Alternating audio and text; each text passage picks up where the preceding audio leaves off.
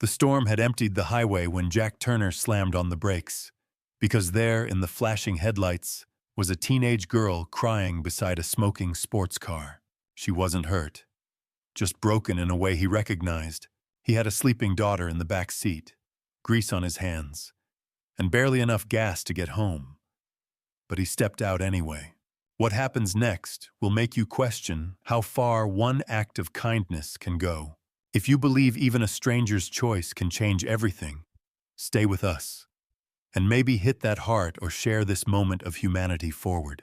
The rain came down in long silver threads, drumming on the hood of Jack Turner's old pickup as he drove the winding highway that led home. It was almost midnight, the world wrapped in darkness and wet asphalt. He should have been in bed hours ago. His 6-year-old daughter, Lily, was curled up in the back seat under a faded blanket, her tiny hand still clutching her stuffed rabbit. But overtime at the garage had run late again. Bills didn't care about sleep. Just as he turned toward the old bridge outside Seattle, his headlights caught the shimmer of a sports car pulled over on the shoulder. Hazard lights blinking like a distress signal in the storm. He slowed instinctively. A young girl sat behind the wheel, head bowed, her face lit by the glow of her phone screen. Even through the rain, he could see her shoulders shaking. She couldn't have been more than 17. Jack pulled over, switched off the engine, and stepped into the downpour. "You all right, miss?" he called out, raising his voice over the rain. She flinched, quickly wiping her eyes. "I'm fine," she muttered, but her voice cracked. Her mascara had run down in streaks, and the car, a sleek silver coupe, was steaming from under the hood. "Looks like you're not," he said gently, kneeling to unlatch the hood. The moment he lifted it, a hiss of steam hit his face. "Overheated," he murmured, checking the belts by touch. The girl folded her arms, watching warily. "My mom will send someone," she said, trying to sound composed. "She always does." "That's so?" Jack smiled faintly. "Well, until she does, you're stuck in the rain. Mind if I take a look?" She hesitated, then gave a small nod. I just had a fight with her," she confessed after a moment, voice trembling. "She treats me like I'm 10. I just wanted to drive." Jack didn't judge. He'd been a teenager once. He reached into his pocket, pulled out a flashlight, and began checking the belts. One of them was half snapped. The oil filter was leaking. "That's your problem," he said. "Belt's gone. You'll need a tow in the morning." She groaned, burying her face in her hands. "She's gonna kill me." Jack looked at her, so fragile under the storm, so obviously alone, and something fatherly stirred in him. "Hey," he said softly. "Nobody dies tonight, okay? Not on my watch." He turned back to his truck, rummaged through his toolbox, and returned with a handful of tools, a zip tie, and, strangely, a hair tie. "This'll hold it long enough to get you home." "A hair tie?" she asked, half smiling through tears. "Best invention ever made," he said, and she almost laughed. For 20 minutes, he worked under the hood, sleeves soaked, hands blackened with oil. She watched as lightning lit the sky behind him, the rain streaming down his face. There was something quiet about him. No frustration, no boasting, just focus and calm. When he finally stepped back, he said, "Try it now." She turned the key. The engine coughed, then roared back to life. Her jaw dropped. "You actually fixed it." "Temporarily," he corrected. "Don't go more than a few miles. Call your mom when you get home." She nodded, biting her lip. "I will." He closed the hood and wiped his hands on a rag. That was when he noticed a photo lying on the passenger seat. A man in uniform, smiling, with the same eyes as the girl. Jack froze for a second. "Your dad." She followed his gaze, her expression softening. "Yeah, he passed away last year." "Mine too," Jack murmured, then realized what he'd said and looked away. Guess we both keep fixing things that can't be fixed, huh? The girl stared at him, something changing in her eyes. No one's ever stopped for me before, she whispered. He smiled gently. Someone shoulda. When she reached for her purse, he raised a hand. Don't. Save it for something that matters. But I should pay you, promise me you'll call your mom, he interrupted. That's enough. She nodded, tears mixing with the rain. He stepped back as she pulled onto the road, her taillights fading into the night. For a moment he just stood there in the rain, staring after her. Then he walked back to his pickup, climbed in, and glanced at the rearview mirror. Lily was still asleep, her small face peaceful. Jack smiled faintly, started the engine, and drove on into the storm. The world felt heavy, but his heart somehow felt a little lighter. Sunlight filtered weakly through the blinds of Jack Turner's small kitchen. The rain had stopped sometime before dawn, leaving everything washed and still. The smell of scrambled eggs and toast filled the room as Lily sat at the table, her hair a wild halo of curls, humming to herself while coloring on a piece of cardboard. Jack flipped the last pancake, setting it beside her with a smile. Eat up, Peanut, he said. Big day at school. His voice was steady, but his left shoulder ached from last night's work in the rain. He hadn't told anyone about the girl on the roadside. Just another stranger in trouble. That was all. He washed his hands, wiped them on a towel, and was reaching for his coffee when the phone rang. The number was unfamiliar. Turner's garage, he answered out of habit. A pause, then a smooth, restrained voice. Mr. Turner, this is Evelyn Carter. The name carried weight, even through the static. Jack frowned. I think you've got the wrong... I don't, she interrupted softly. You fixed my daughter's car last night. He froze, glancing toward Lily, who was now drawing hearts around a cartoon car. Ah, she made it home safe then, he said finally. Good. She did, Evelyn replied. And she told me what you did. I'd like to compensate you properly. What's your rate? Jack chuckled quietly. Rate? Ma'am, it wasn't a job, just someone who needed help. There was silence on the other end, long enough that he thought she'd hung up. Then her tone softened. People don't just stop anymore, Mr. Turner, especially not for a stranger on a dark road. Well, he said, maybe they should. Evelyn exhaled audibly, as if the simplicity of that answer had thrown her off balance. Could we meet? I'd like to thank you in person. I appreciate that, but I've got a kid to take to school and a few cars waiting. I'm not much for suits and boardrooms. His voice was polite but firm. Besides, I'm sure you've got bigger things on your plate. You'd be surprised, she murmured. Before he could reply, Lily tugged his sleeve. Daddy, my crayon broke. He smiled, kneeling to help her. I'll mail you my shop's address, he said, trying to end the call gracefully. But really, you don't owe me anything. Maybe not, Evelyn said. But I'd still like to see the man who made my daughter feel safe for the first time in months. The line went quiet. When she hung up, Jack stood still for a long moment, the receiver warm in his hand. There was something in her voice, weariness maybe, or gratitude laced with guilt. He couldn't tell. Meanwhile, across the city, Evelyn Carter sat at her marble kitchen counter, a half-eaten croissant untouched beside her. She was still in her tailored suit from the night before, her hair pinned too perfectly for a Saturday morning. Her daughter, Emma, sat across from her, staring at her cereal.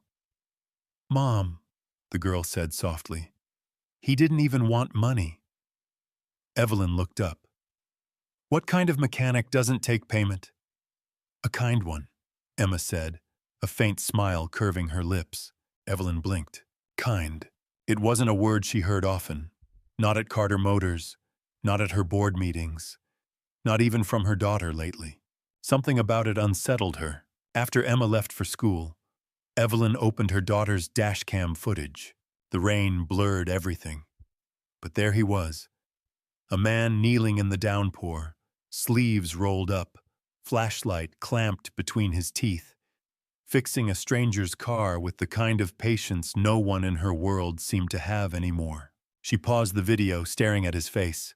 The humility, the quiet focus, the way he stepped back and let her daughter take credit for the moment.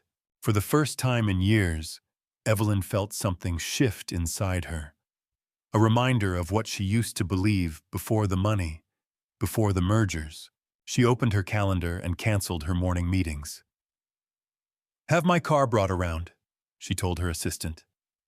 "I'm going out." "To where, ma'am?"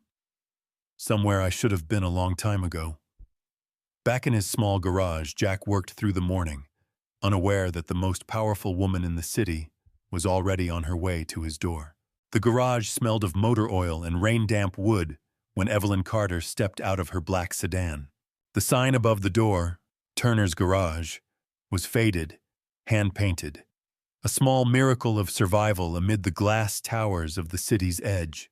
She hesitated for a moment, adjusting the collar of her tailored coat. The last time she'd stood in a place like this, she'd been a teenager, watching her father rebuild a carburetor just to prove he still could. That was a lifetime ago, before boardrooms and quarterly reports had replaced conversation. She took a breath and walked in. The clink of metal echoed through the room. Jack Turner was bent over a rusted Chevy, sleeves rolled, forearms streaked with grease. He didn't notice her at first, humming along with the radio, some old Springsteen track, while a small girl sat on the counter behind him, swinging her legs and sketching with crayons. "Daddy, I made the wheels shiny this time," Lily announced proudly, holding up her drawing. "Looks perfect, sweetheart," he said, ruffling her hair before turning toward the sound of heels on concrete. Evelyn stood near the doorway, momentarily unsure of what to say. Her presence, polished and deliberate, didn't belong in a place like this. Jack blinked, wiping his hands on a rag. "You must be lost," he said lightly. "Not unless this is Turner's Garage," she replied. "Then I'm exactly where I meant to be." Her voice carried authority, but also a quiet edge of nervousness. Lily tilted her head. "You talk fancy," she whispered, and Evelyn smiled for the first time that morning. "I suppose I do." Jack motioned to a chair near the counter. "What brings you here, Ms. Carter?" he asked, though he already knew.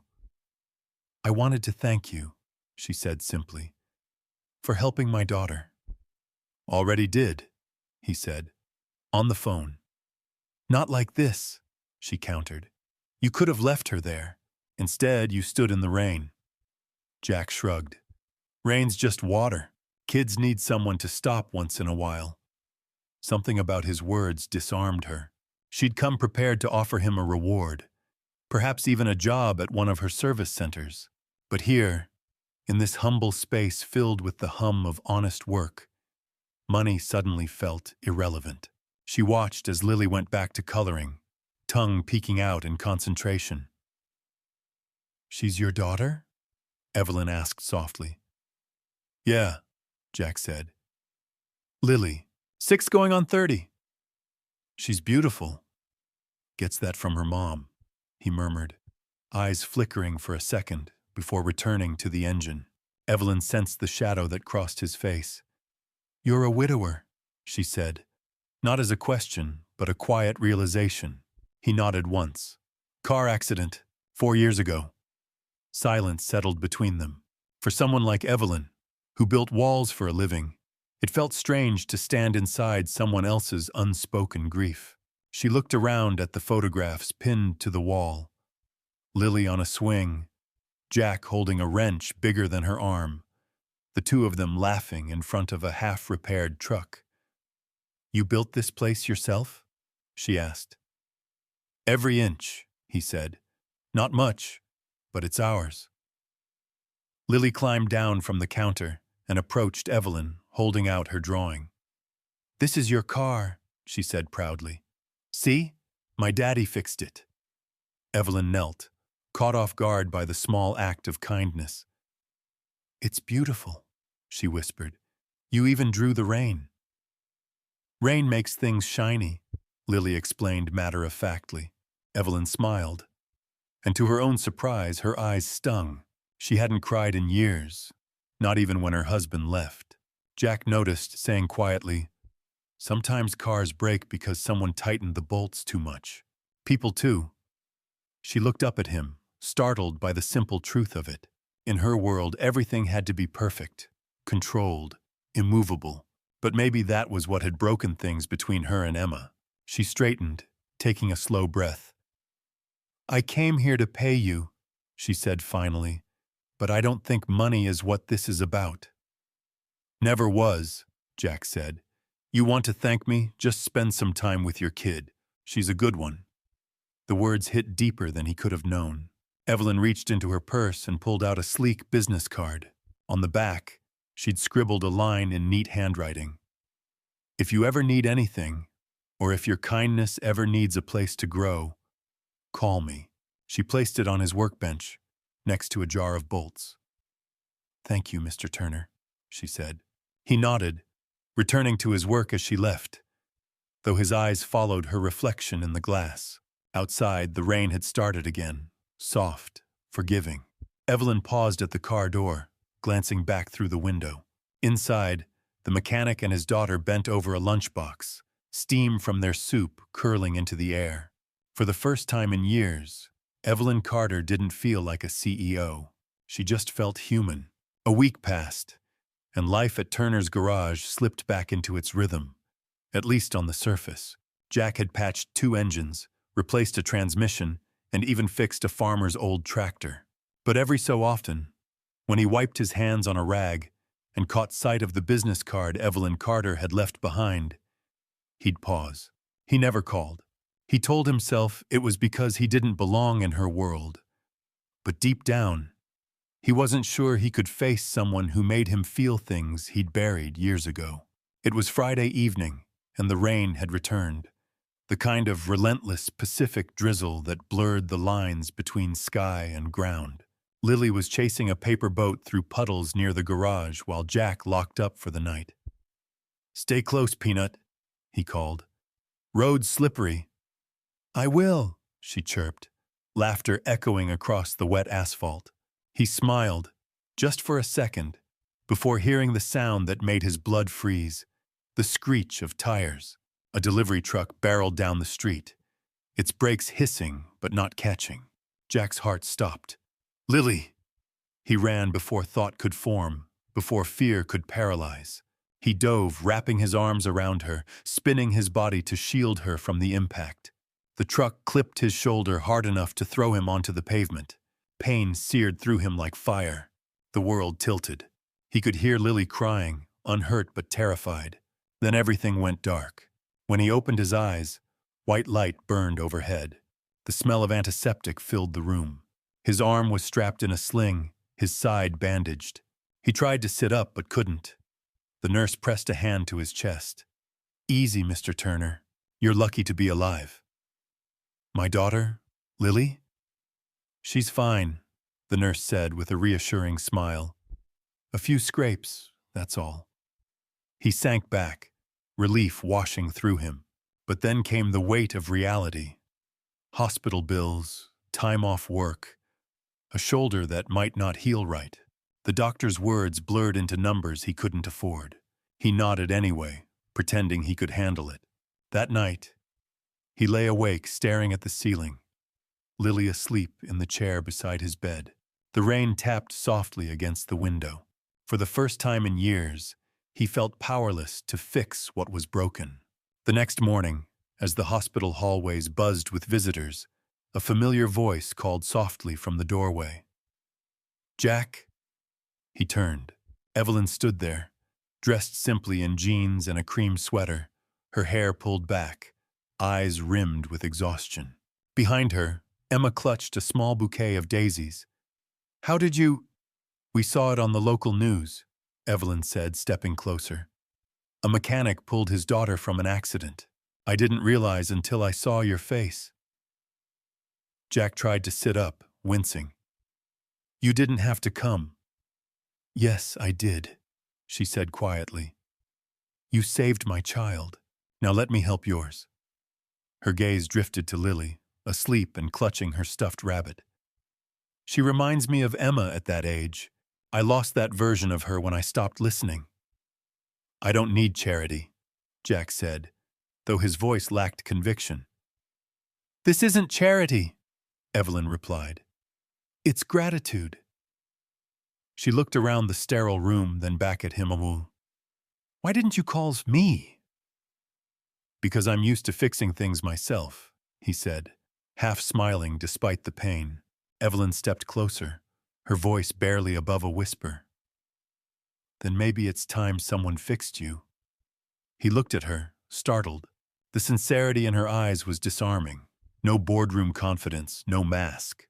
Just a woman who'd seen too much loss and recognized it in someone else. He said nothing, and she reached into her purse, placing something in his good hand. A small metal keychain shaped like a car, worn and engraved with faint letters. Thank you for teaching us how to care. Before he could respond, she squeezed his fingers gently. Take care of that shoulder, she said, and don't worry about the bills. Friend took care of them. He frowned. Evelyn, don't argue, she said with a soft smile. Consider it repayment for a rainy night. Then she turned to go, her daughter following quietly. When they disappeared down the corridor, Jack opened his hand. The keychain gleamed in the dim light, familiar somehow until he remembered seeing it hanging from Emma's rearview mirror that stormy night. He looked toward the window, where the rain was falling again, gentle and steady. For the first time since the accident, he let himself exhale. Somewhere beyond the storm, kindness was circling back in ways he never expected. A year later, the rain had returned, but this time, it didn't feel like sorrow. It shimmered softly against the windows of the newly rebuilt Turner's garage, now bearing a hand-painted sign that read, "The Kindness Station." The place was larger than before, with bright skylights and a corner painted with murals by local kids. There was a new smell in the air, not just of motor oil and steel, but of fresh bread from the cafe next door, laughter from the apprentices, and hope that somehow lingered like sunlight after a storm. Jack stood by the workbench, his arm fully healed, though a faint scar still ran across his shoulder. Lily, now 7, was chasing a stray cat around the garage with Emma Carter, who had traded her designer heels for sneakers and a ponytail. "Catch him, Emmy!" Lily shouted. Emma giggled, nearly tripping over a bucket. Jack smiled at the sound, a melody he hadn't realized he'd missed. Behind him, Evelyn Carter approached quietly. She was dressed simply in a white shirt and jeans, her hair loose, her usual aura of power replaced by something gentler. "Looks different," she said, taking in the bustling garage. "Better," Jack replied, tightening a bolt, "though I can't take all the credit." She walked beside him, watching a group of teenage boys learn how to change oil towel from an old mechanic Jack had taken in. "You really did it," she said softly. "You turned this place into something bigger than yourself." He nodded. "I just fixed what I could. Kids from the neighborhood needed work. Some of them never got a second chance. Figured, someone once stopped for me when I didn't deserve it." She looked at him, remembering that first night, his figure in the rain, the quiet dignity in his voice. "That's why I invested," she admitted. "Not for profit, but for peace." He raised an eyebrow. "You, Evelyn Carter, talking about peace instead of profits. I'd never have guessed." She laughed, a real laugh this time. "Neither would I." Her laughter drew the girls' attention. Lily came running, tugging her hand. "Miss Evelyn, come see! Daddy's teaching Emma how to fix a tire." Evelyn followed, kneeling beside them. Jack guided Emma's hands on the wrench, his tone patient and warm. "Lefty-loosey, righty-tighty," he said, grinning. The girls giggled when the bolt finally turned. For a moment, they looked like a family already. The kind that didn't need perfection, just presence. Evelyn stood again, brushing her hands on her jeans. "Do you ever fix hearts, too?" she asked quietly. Jack wiped his hands with a rag, meeting her gaze. "Only the ones brave enough to open the hood," he said. Their eyes held for a long moment, the world narrowing to the hum of rain and the laughter of children. He wasn't sure who moved first, but soon they were standing side by side beneath the garage awning, watching the drizzle. "Funny," she murmured. "A year ago I thought I had everything: money, power, control. Turns out I just needed someone to remind me how to stop in the rain. And I thought I was done living," he said. "Turns out I just needed someone to call me when I forgot how to hope." She smiled faintly. "Then maybe we both learned something." Later that evening, the Kindness Station held its first community open house. The garage was strung with warm lights. Local families gathered with food and music, and a donation box marked "For Families in Need" sat beside the door. Evelyn gave a small speech, not as a CEO, but as a mother. "This place began with a simple act of kindness," she said. "A man who stopped for a stranger's daughter. It reminded me that the world still has room for grace, and that sometimes the smallest repairs mend the biggest breaks." Applause rippled through the crowd. Jack caught her eye, and she smiled, no longer the powerful woman who ruled boardrooms, but someone finally at peace. As the evening wound down, Lily climbed onto Jack's shoulders, waving a handmade sign that read, "Free repairs, honest hearts."